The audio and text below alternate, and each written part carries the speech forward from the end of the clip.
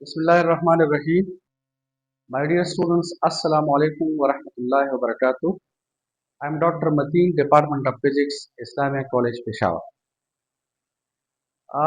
Dear students, this is the same series regarding MCQs in physics and the same chapter, Force and Motion, which is chapter number 3. And today we are going to study collision and types of collision. लेकिन I have to summarize, I have to give the concepts regarding MCQs. We are not going to study collision in detail. No need of calculation and derivation. Derivation और calculation की ज़रूरत नहीं है. हमने सिर्फ concepts जो है वो study करने हैं और इसमें एक दो formulas हैं which are very important for solving MCQs. तो collision का क्या मतलब है? पहले ये definition आप ज़रा देखिए. लिखा है when two or more bodies come enough closer to each other. When two or more bodies come enough closer to each other, that some sort of interaction takes place. Sort लफ्ज़ का मतलब है some kind or some type of interaction takes place. Interaction. Interaction का क्या मतलब है इसकी तरफ मैं आ रहा हूँ. between them with or without the presence of external forces. यहाँ पर external forces का मतलब है any type of external forces. Especially by external forces here we mean the resistive or the frictional forces.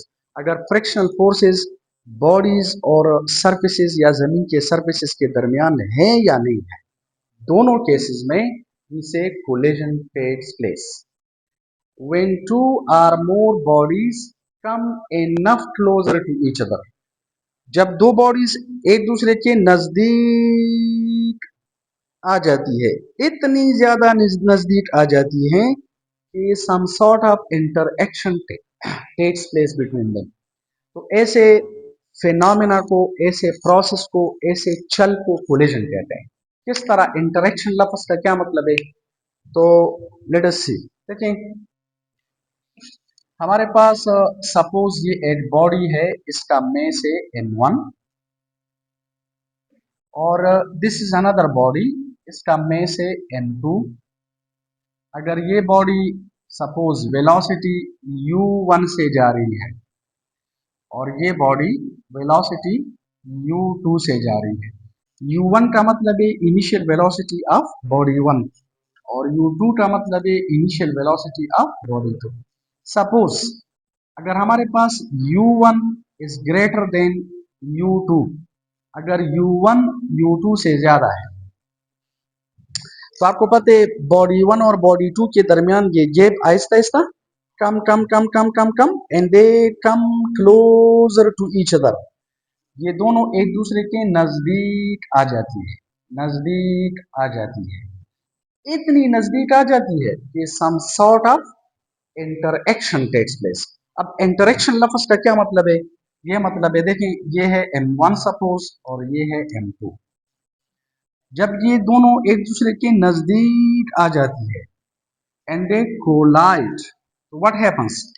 Collision के बाद ये जो m2 है ये बॉडी तेज हो जाती है, तो इसकी वेलोसिटी बिकम्स v2. v2 का मतलब है velocity of the second body या पार्टिकल आफ्टर कोलिजन, और ये बॉडी स्लो हो जाती है. ठीक है, दिस इज, इसकी वेलोसिटी कम हो जाती है, दिस इज v1. देखिए ये बॉडी क्यों तेज हो जाती है? Because force is exerted bye m1 and m2. कौन सा फोर्स? Accelerated force. और ये बॉडी क्यों स्लो हो जाती है? क्योंकि reaction force is exerted by m2 and m1 which is the decelerating force. इसी वजह से ये बॉडी हमारे पास स्लो हो जाती है, ये बॉडी तेज हो जाती है. अब गौर से देखें, इंटरेक्शन का क्या मतलब है? बॉडी m2 तेज हो जाती है, तो तेज का मतलब है इसकी वेलोसिटी बढ़ जाती है. जब वेलोसिटी बढ़ जाती है काइनेटिक एनर्जी बढ़ जाती है, मोमेंटम बढ़ जाता है. इसकी वेलोसिटी कम हो जाती है, काइनेटिक एनर्जी कम और मोमेंटम कम.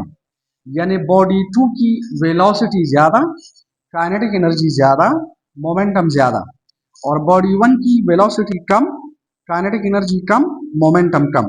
तो इंटरएक्शन लफ्ज का मतलब यह है कि जब दो बॉडीज एक दूसरे के नजदीक आ जाती है, if they are in physical contact, एक दूसरे के नजदीक आ जाती है, such that some sort of interaction takes place. तो इंटरएक्शन लफ्ज का मतलब है कि एक बॉडी की वेलोसिटी बढ़ जाती है, दूसरे की कम, एक बॉडी की काइनेटिक एनर्जी बढ़ जाती है, दूसरे की कम, एक बॉडी का मोमेंटम बढ़ जाता है, दूसरे का मोमेंटम कम।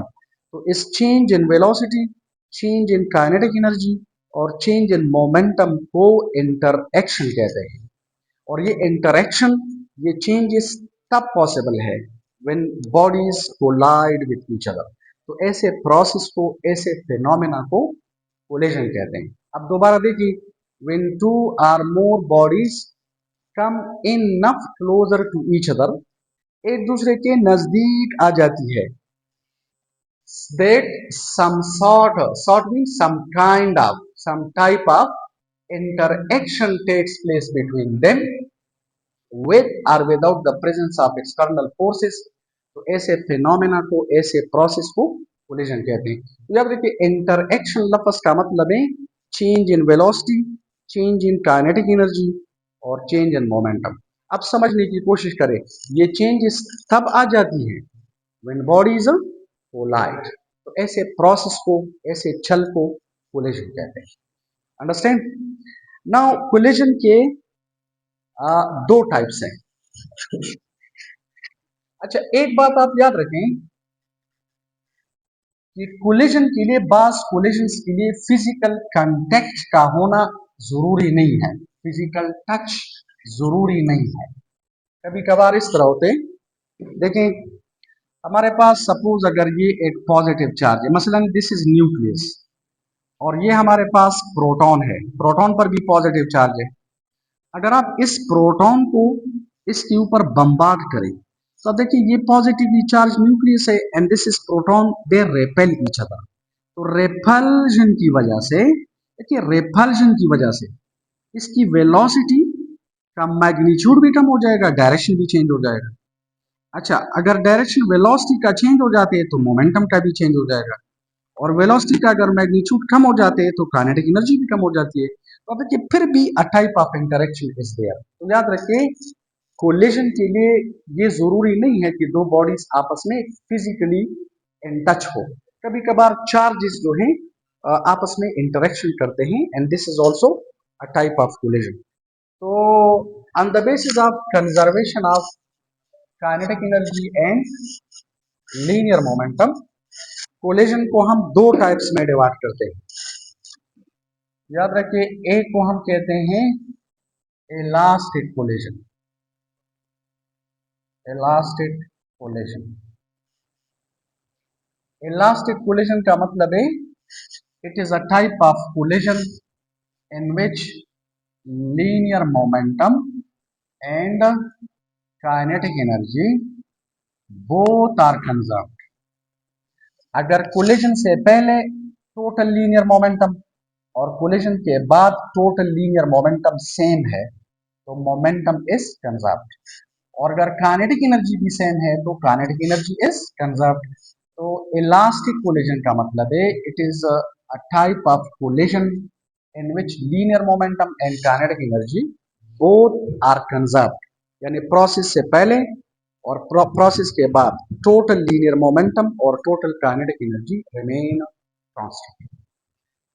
याद रखिए, इलास्टिक कोलिजन जो है ये पॉसिबल है माइक्रोस्कोपिक बॉडीज या पार्टिकल्स, बल्कि पार्टिकल्स, माइक्रोस्कोपिक, माइक्रोस्कोपिक पार्टिकल्स के दरमियान this type of collision takes place. For example, when two molecules are colliding, two atoms are colliding, ठीक है, two electrons are colliding, proton is colliding with an electron, ठीक है, when microscopic particles like electron, proton, neutron, ठीक है, neutrino, pion, meson, ठीक है, thion, muon, if this type of the particles are colliding, तो ऐसे कोलिजन को elastic collision कहते हैं। तो इलास्टिक कोलिजन में there is no loss in kinetic energy, तो काइनेटिक एनर्जी रिमेन्स कंजर्व्ड और momentum is also remaining conserved. तो such a collision is known as elastic collision. दूसरा है इनइलास्टिक कोलिजन। इनइलास्टिक कोलिजन का मतलब है it is a type of collision in which linear momentum is conserved लेकिन kinetic energy does not remain conserved. यानी law of conservation of linear momentum is satisfied लेकिन law of conservation of kinetic energy is not satisfied. ठीक है, and this type of the collision is possible between macroscopic bodies. आप अगर गौर से देखें, microscopic के लिए मैंने पार्टिकल का लफ्ज यूज किया है और मैक्रोस्कोपिक के लिए मैंने बॉडीज का। तो मैक्रोस्कोपिक बॉडीज का मतलब है बिग बॉडीज, ठीक है ना, जिनको हम नेकेड आई से ऑब्जर्व कर सकते हैं। ठीक है, मसलन two cars are colliding, a car is colliding with a truck is colliding with a bus, two stars are colliding, two planets are colliding, so such a collision is known as inelastic collision। अब inelastic collision में momentum remains conserved लेकिन remember kinetic energy does not remain conserved। वो किस तरह, imagine करो अगर एक truck खड़ा है और पीछे से एक तेज कार आ जाती है, तो जब कार ट्रक के साथ कोलिजन करती है तो आपको पता है कार की जो काइनेटिक एनर्जी है वो कुछ साउंड में कन्वर्ट हो जाती है और कुछ फ्रिक्शन की वजह से, ठीक है, वो हीट में कन्वर्ट हो जाती है। तो kinetic energy does not remain the same, अगरचे टोटल एनर्जी रिमेन्स कंजर्व्ड। अगर आप टोटल एनर्जी देखें यानी कोलिजन के बाद साउंड एनर्जी, हीट एनर्जी या काइनेटिक एनर्जी तमाम को ऐड करें तो energy is conserved. Kinetic energy does not remain the same because some of kinetic energy is converted into sound and some is converted into heat and so on। So therefore macroscopic bodies के दरमियान जो collision है इसे हम कहते हैं inelastic collision. ठीक है, तो इनइलास्टिक कोलिजन में लीनियर मोमेंटम रिमेन्स कंजर्व्ड लेकिन kinetic energy does not remain constant. अब ये एक टॉपिक है कि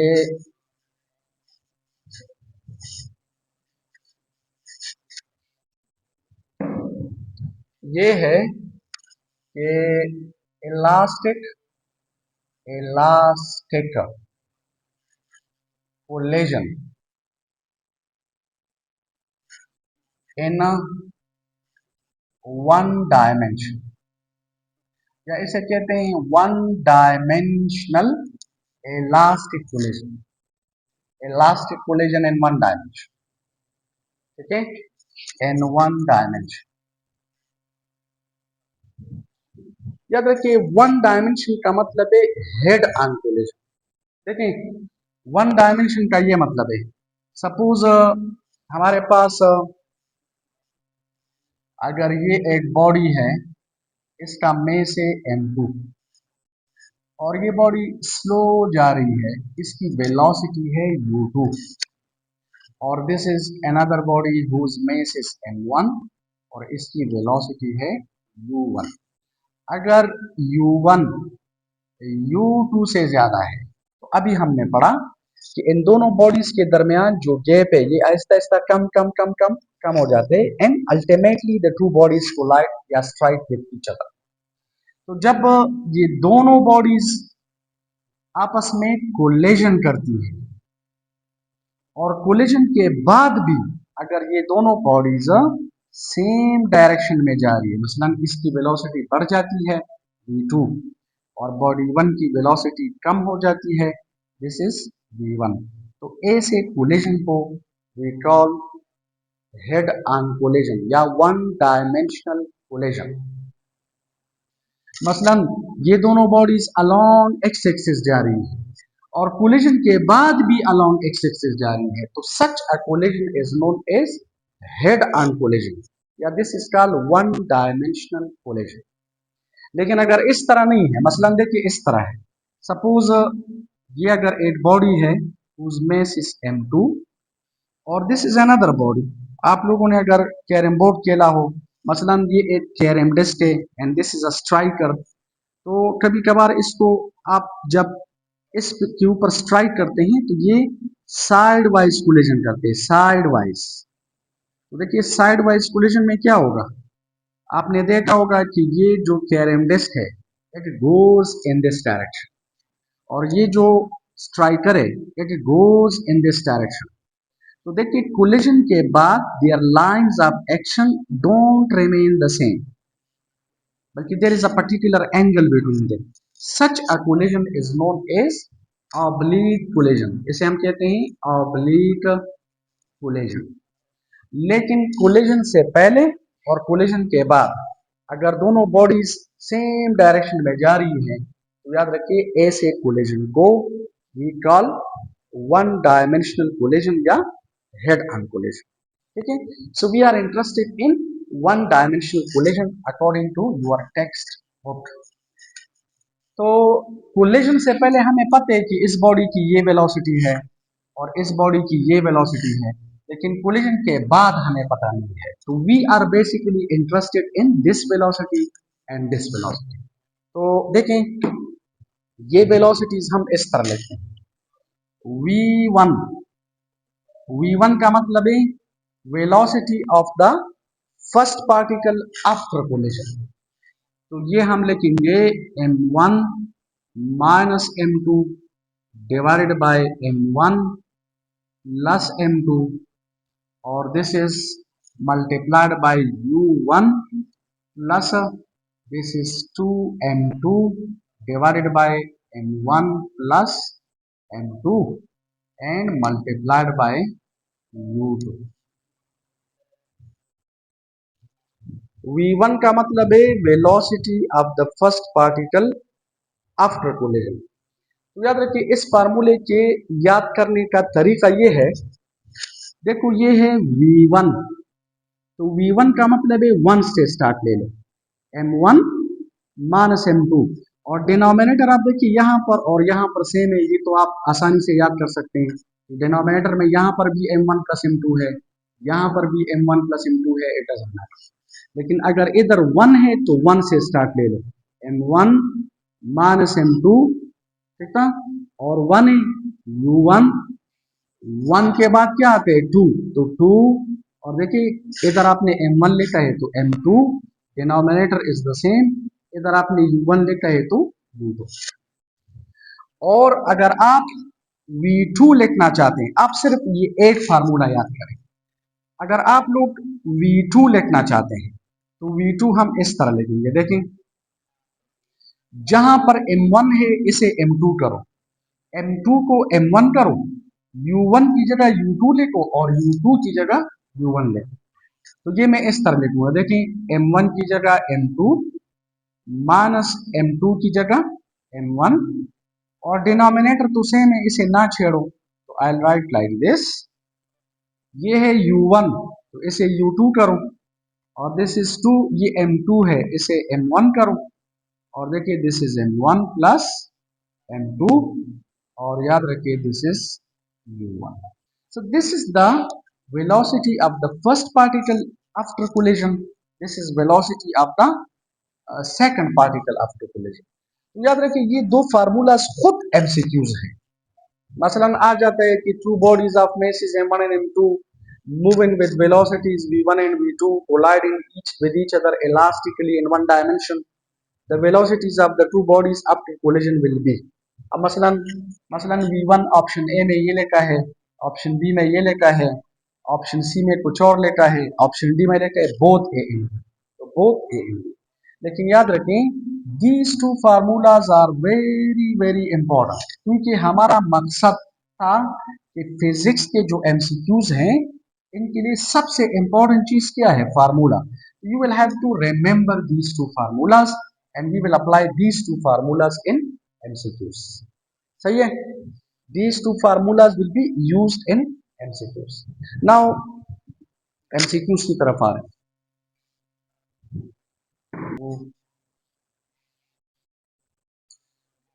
अच्छा, MCQ number 1. A body of mass m moving with initial velocity v collides with another ball of mass m such that mass m यानी capital M is very greater than m. The velocity of the second ball का मतलब है capital M की जो velocity है after collision will be. देखें हमारे पास अगर ये mass m है, ठीक है, और ये हमारे पास है mass m, ये स्मॉल m है, ये कैपिटल M है. देखिए लिखा है कि capital M is very greater than this mass. ठीक है, तो आप खुद इमेजिन करें अगर ये बॉडी आकर इस बॉडी के साथ कोलिजन करती है, तो कोलिजन से पहले अगर ये बॉडी रेस्ट में है तो कोलिजन के बाद भी इट रिमेन्स एट रेस्ट. अब मसलन आप इस तरह इमेजिन करें कि सपोज ये एक ट्रक है और पीछे से अगर कोई मोटरसाइकिल वाला आ जाते हैं, मोटरसाइकिल ट्रक के साथ जब कोलिजन करती है तो ट्रक को कुछ भी नहीं होता, यानी कोलिजन से पहले भी ट्रक एट रेस्ट है और कोलिजन के बाद भी इट रिमेन्स एट रेस्ट. तो इसका मतलब है the velocity of the second body after collision is zero, यानी it remains at rest before and after the collision. Therefore, सही ऑप्शन हमारे पास क्या है? ऑप्शन डी है. अच्छा देखें, इस MCQ को आप इस फार्मूले से भी कैलकुलेट कर सकते हैं. इस फार्मूले से आप इसे कैलकुलेट कर सकते हैं. ठीक है, मसलन M2 अगर M है तो forget about this M1. M1 हमारे पास as compare to M2 zero हो जाएगा. इसी तरह M1 हमारे पास as compare to M2 zero हो जाएगा. इसी तरह ये भी. ठीक है, तो हमारे पास क्या आ जाएगा? इससे हमारे पास जीरो आ जाएगा. ठीक है, वी विल गेट जीरो. तो बहरहाल आप इससे भी कर सकते हैं, लेकिन इजी कॉन्सेप्ट ये है कि if this mess is very greater than this mess और ये मेस आकर इसके साथ कोलिजन करती है तो it will be going back. ये जो स्मॉल मेस है it will be going back. लेकिन कहते हैं कि हमने क्या कैलकुलेट करना है? Velocity of the second mass या the second ball after collision will be. इसकी जो वेलोसिटी है इट विल रिमेन जीरो. तो ऑप्शन डी सही है. अच्छा, MCQ number 2. In an elastic collision in which linear momentum and kinetic energy both are conserved, when a massive body collides with a light body at conditions m1 is very greater than m2 and v2 is equal to 0, then the change in the velocity is. change in the velocity का मतलब है कि first body और second body के velocities after collision हमने calculate करनी है. तो फॉर एग्जांपल अगर ये m2 है और ये एट रेस्ट है, it is given here m1 is very greater then m2, मतलब m2 is very smaller than m1. ये m2 स्मॉल भी है और एट रेस्ट भी है, और ये जो m1 है इसका मेस m2 से बहुत ज्यादा है और इसकी इनिशियल वेलोसिटी है v1. ठीक है, तो क्वेश्चन ये है कि कोलिजन के बाद what will be the velocity of this body and what will be the velocity of this body. याद रखिए स्टूडेंट्स, इस प्रॉब्लम को, इस MCQ को हम इन फार्मूले से सॉल्व कर सकते हैं, लेकिन वो थोड़ा सा टाइम लेगा. आप इसे डायरेक्ट भी कर सकते हैं. देखिए, this is a very big body, तो अगर ये बिग बॉडी वेलोसिटी v1 से जा रही है और ये स्मॉल बॉडी के साथ कोलिजन करती है तो व्हाट विल हैपन? इसकी वेलोसिटी को कुछ नहीं होता. मसलन देखें, एक साइकिल वाला खड़ा है और पीछे से ट्रक आकर इसके साथ कोलिजन करता है तो व्हाट विल हैपन? ट्रक की वेलोसिटी को कुछ नहीं होता, इट्स वेलोसिटी रिमेन्स कांस्टेंट. यानी बॉडी वन की वेलोसिटी अगर कोलिजन से पहले v1 है तो कोलिजन के बाद भी v1 होनी चाहिए। कोलिजन के बाद इसकी जो वेलोसिटी है ना, according to the MCQ, according to the options, it is v1 dash. v1 dash का मतलब है velocity of this body after collision, तो it should remain the same. Why? Because of its heavy mass. और देखिए, ये अगर cycle वाला है और ट्रक इसके साथ कोलिजन करते हैं, तो कोलिजन से पहले साइकिल वाला क्या था? At rest. लेकिन कोलिजन के बाद इसकी वेलोसिटी डबल हो जाएगी। और किसकी डबल? ट्रक की वेलोसिटी की डबल। इसका मतलब है v2 dash after collision should be the double of the velocity of the truck. This is v2 v1। इस बॉडी की वेलोसिटी को कुछ भी नहीं होता, कोलिजन से पहले भी और कोलिजन के बाद भी। लेकिन इस बॉडी की जो वेलोसिटी है, कोलिजन से पहले जीरो थी, लेकिन कोलिजन के बाद इट बिकम्स डबल। लेकिन किसकी डबल? v1 की जो है वो डबल हो जाती है। तो अब आप ऑप्शंस में देखें कि कौन से ऑप्शन में v1 डैश v1 है और v2 डैश 2v1 है। तो आई थिंक ये है ऑप्शन नंबर सी। इधर देखें, ऑप्शन सी में लिखा है v1 dash is equal to v1 और v2 dash is equal to 2v1। तो ऑप्शन सी सही है। MCQ number 3. A snooker ball moving with velocity v collides head on.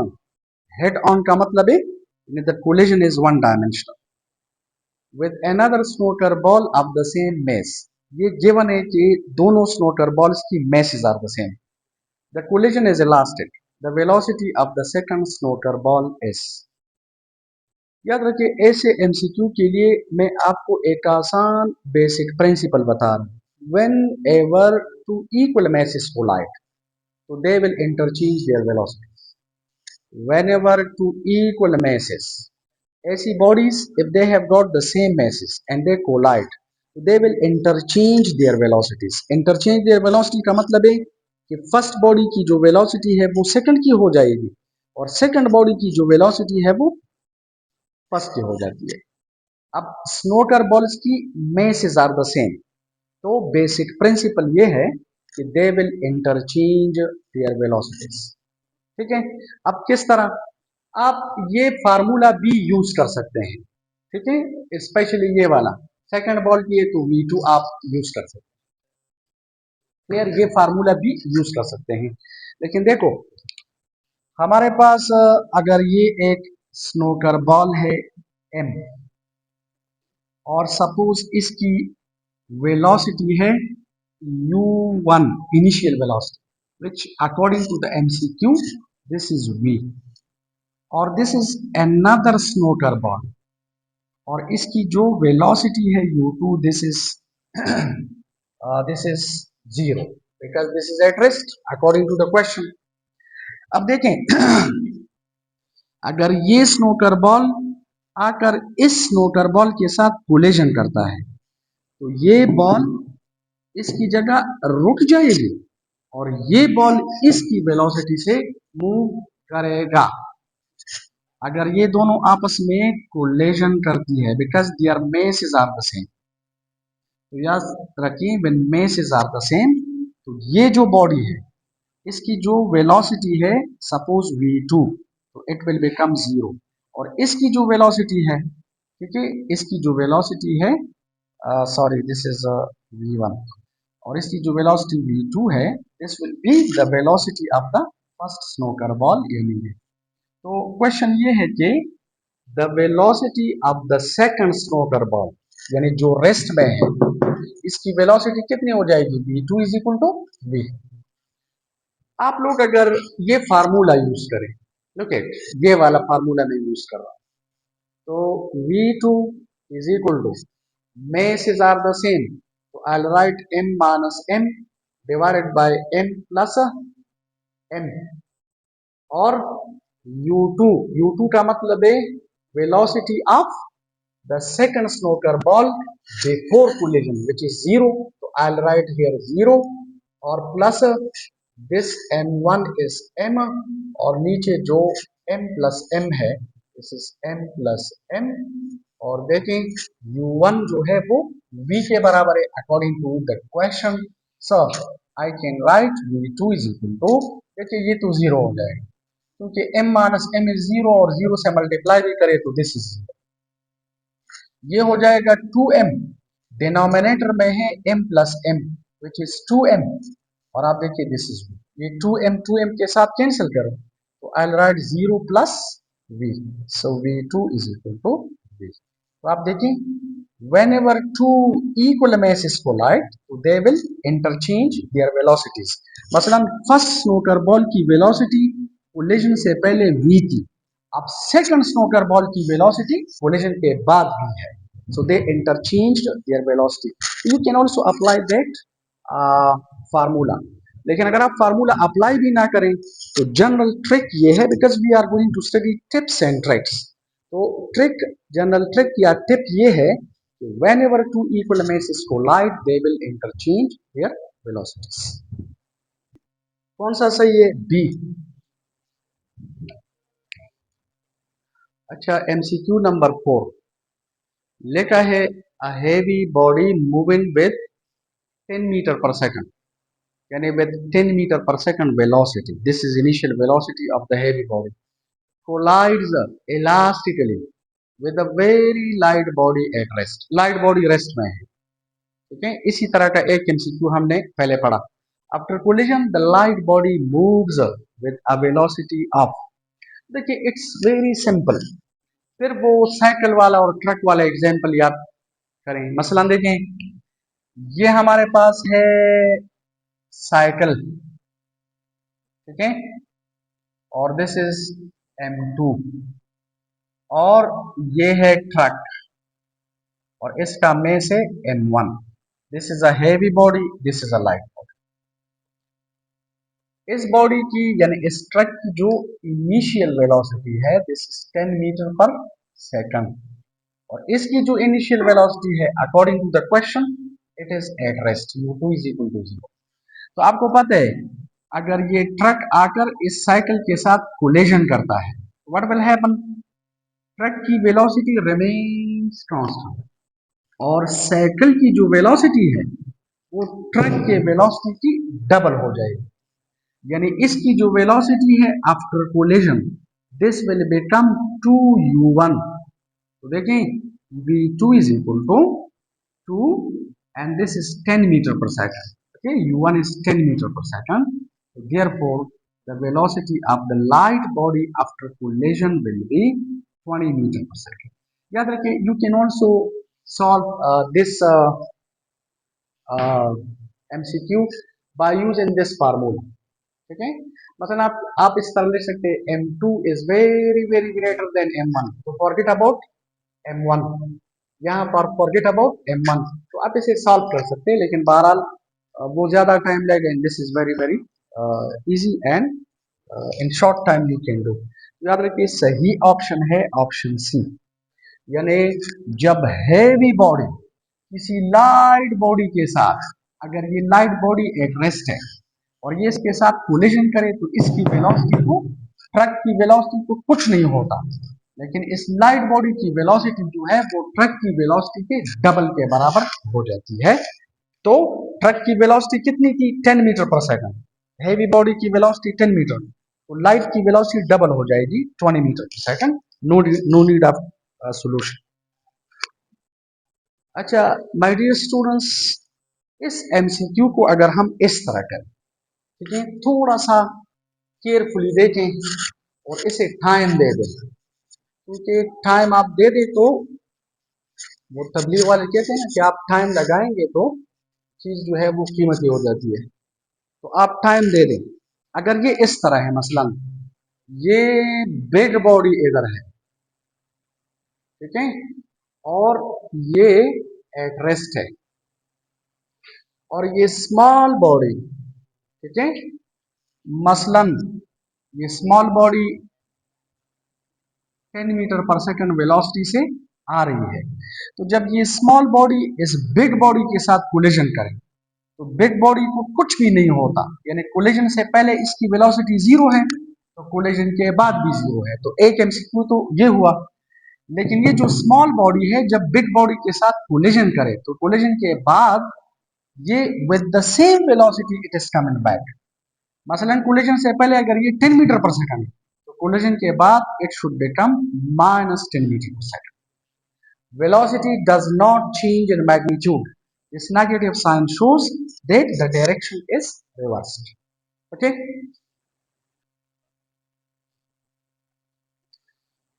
Okay, my dear students, this is MCQ number 5. Two identical balls, each of mass m, moving with velocities of 10 meter per second and 5 meter per second along the same direction, colliding elastically with each other. तो same direction का मतलब है the collision is one dimensional, the collision is head on collision. One dimension का मतलब है head on. कहते हैं their velocities after collision respectively are. याद रखिए स्टूडेंट्स, जब पेपर में इस तरह का एमसीक्यू देखते हैं तो आप लोग देखिए इसकी जो वो है वर्डिंग वो भी ज्यादा है, थोड़ा सा लेंथी लेंथी नजर आ रहे हैं। और फिर ये जो ऑप्शंस है ये भी बहुत ज्यादा वो नजर आ रहे हैं, डिफिकल्ट डिफिकल्ट नजर आ रहे हैं। लेकिन this a very easy MCQ, very easy, आप 1 मिनट में ऐसे कर सकते हैं। देखिए हमने इससे पहले पढ़ा कि जब दो bodies having the same mass collide तो बेसिक प्रिंसिपल ये है कि they will interchange their velocity. तो नो नीड ऑफ सॉल्यूशन। अगर you can apply these formulas, आप घर में बैठकर ये फार्मूलाज अप्लाई करें, you will get the same result. लेकिन पेपर में फार्मूला अप्लाई करने की जरूरत नहीं है because this will waste your time. हमारा बेसिक प्रिंसिपल ये है because we have to study tips and tricks. तो टिप और ट्रिक ये है कि whenever two bodies of the same masses collide with each other they will interchange their velocities after collision। Identical balls का मतलब है कि दे have got the same masses। अगर एक का mass m है तो दूसरे का भी m है। देखिए इस तरह है, इस तरह हमारे पास अगर ये है बॉडी m, ये भी है बॉडी m, इसकी वेलोसिटी u1, u1 का मतलब है initial velocity of the first body before collision, वो है 10 मीटर पर सेकंड। तो अब इधर लिखिए 10 मीटर पर सेकंड, वेरी सिंपल। और इसकी जो वेलोसिटी है इनिशियल बिफोर कोलिजन u2, ये 5 मीटर पर सेकंड। अब अगर ये बॉडी आकर इस बॉडी के साथ कोलिजन करती है, ठीक है, तो आपको पता है कोलिजन के बाद ये जो सेकंड बॉडी है तो ये तेज हो जाती है और ये जो फर्स्ट बॉडी है ये स्लो हो जाती है। लेकिन दे विल इंटरचेंज देयर वेलोसिटीज, यानी जो हमारे पास जो v1 है इट विल बिकम 5 मीटर पर सेकंड और जो v2 है दिस विल बिकम 10 मीटर पर सेकंड। तो देखें अगर इधर लिखा है 10 मीटर पर सेकंड, 5 मीटर पर सेकंड, आप इनके प्लेस इसको चेंज करें, 5 मीटर पर सेकंड इधर ले आए और 10 मीटर उधर। तो देखिए कौन सा ऑप्शन सही है, ऑप्शन सी 5 मीटर पर सेकंड एंड 10 मीटर पर सेकंड। क्योंकि बेसिक रूल ये है, बेसिक प्रिंसिपल ये है कि when ever two bodies of the same masses collide so they will interchange their velocities। no need of solution। आप यहां से डायरेक्ट भी बता सकते हैं ये इधर ले आए ये इधर, बस no need of calculation, no need of more and more thinking. Okay, don't waste your time. अच्छा, MCQ number 6, elastic collision involves, elastic collision involves, option A में लिखा है loss of energy, gain of energy, no relation between energy and elastic collision, और D में लिखा है no gain no loss of energy. याद रखिए इलास्टिक कोलिजन में शुरू में हमने पढ़ा कॉन्सेप्ट्स में कि इलास्टिक कोलिजन में linear momentum and kinetic energy both remain conserve. If kinetic energy remains constant तो एनर्जी तो खुद कंजर्व रहती है। तो फॉर एग्जांपल अगर सपोज एक बॉडी काइनेटिक एनर्जी लूज करती है तो दूसरी बॉडी गेन करती है। तो एज अ होल सिस्टम के अंदर मींस टू बॉडीज के अंदर there will be no gain and no loss of energy. ठीक है, अगर एक बॉडी काइनेटिक एनर्जी गेन करे सपोज, तो दूसरी जो है वो लॉस करती है। इसी वजह से सिस्टम के अंदर, एज अ होल सिस्टम के अंदर, there will be no gain and no loss of energy. तो याद रखें, हमारे पास इसमें सही ऑप्शन है डी।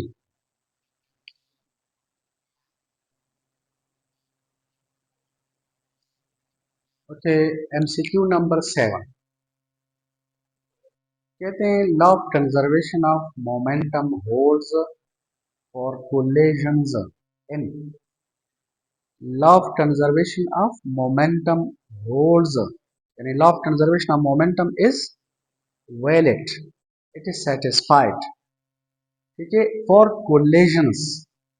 कोलिजन्स का मतलब है कोलिजन इलास्टिक है इन इलास्टिक, क्योंकि इसमें मेंशन नहीं है। तो हमने शुरू में पढ़ा था कि जो लीनियर मोमेंटम है वो इलास्टिक और इनइलास्टिक कोलिजन दोनों में कंजर्व होता है। Law of conservation of linear momentum holds for elastic as well as for inelastic. सिर्फ इलास्टिक कोलिजन में kinetic energy is conserved, inelastic में इट डजंट रिमेन कंजर्व्ड। नीचे लिखा है कि इन 1 डायमेंशन, 2 डायमेंशन, 3 डायमेंशन। तो याद रखिए, कोलिजन अगर हेड ऑन है, 1 डायमेंशनल है, फिर भी लीनियर मोमेंटम इज कंजर्व।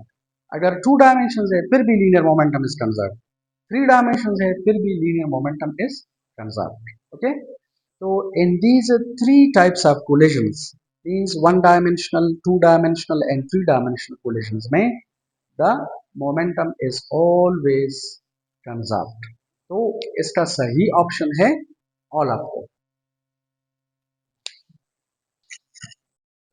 अच्छा, एमसीक्यू नंबर 8 है if a moving ball undergoes an elastic one-dimensional collision.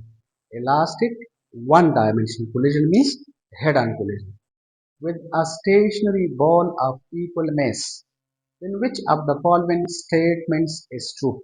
इसके लिए हमने एक बेसिक प्रिंसिपल पढ़ा था कि whenever two bodies of equal masses collide, so they interchange their velocities.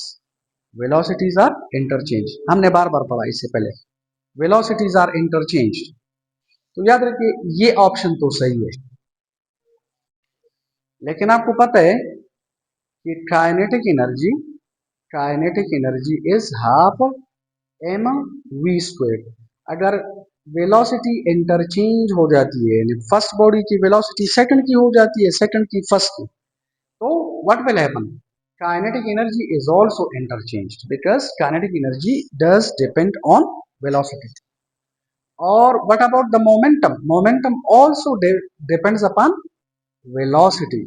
So when velocity is interchanged, ठीक है, या velocities are interchanged, तो याद रखिए momenta are interchanged, kinetic energies are interchanged. We can say all of them. No need of lengthy calculation. Okay. Acha, my dear students, this is MCQ number 9 and this is a very interesting MCQ. It is a very interesting and related MCQ. लिखा है if a proton moving with velocity v undergoes an elastic collision with a stationary alpha particle, the velocity of the alpha particle after collision will be। याद रखिए, हमारे पास अगर ये proton है, suppose proton का जो मेस है दैट इज m, और ये प्रोटॉन की जो इनिशियल वेलोसिटी है, suppose this is u1, it is given in the question which is v, और ये हमारे पास है alpha particle, this is alpha particle. आपको पता है एक अल्फा पार्टिकल के अंदर 2 प्रोटॉन्स और 2 न्यूट्रॉन्स होते हैं। अल्फा पार्टिकल का मतलब है 2 प्रोटॉन्स 2 न्यूट्रॉन्स। तो अगर एक प्रोटॉन का मेस m है तो 2 का 2m, इसी तरह अप्रोक्सीमेटली ये सेम ले लें तो इसका मेस हो जाएगा 4m। अल्फा पार्टिकल का मेस है 4m, और एमसीक्यू में साफ लिखा है कि अल्फा पार्टिकल रेस्ट में है। क्लियर? अच्छा देखो, अगर ये प्रोटॉन इस अल्फा पार्टिकल के साथ कोलिजन कर देंगे, प्रोटॉन अल्फा पार्टिकल के साथ कोलिजन करता है, तो क्वेश्चन ये है कि अल्फा पार्टिकल की वेलोसिटी आफ्टर कोलिजन कैलकुलेट करो, यानी we are going to calculate v2। v2 हमने कैलकुलेट करना है। अच्छा, एक बात आप याद रखिए, जब प्रोटॉन अल्फा पार्टिकल के साथ कोलिजन करें तो ऑटोमेटिकली अल्फा पार्टिकल को एक पुश मिल जाता है, तो it will go in the same direction. तो if this alpha particle goes in this direction, तो याद रखिए forget about this option and this option, यानी ये जो अल्फा पार्टिकल है ये पीछे की तरफ नहीं आता, तो फॉरगेट अबाउट दिस नेगेटिव, ये ऑप्शन गलत है, ये ऑप्शन भी गलत है। तो ए और सी को आप एलिमिनेट करें। अब हमने बी और डी को देखना है, तो आप ऐसा करें, ये वाला फार्मूला यूज करें, ये वाला।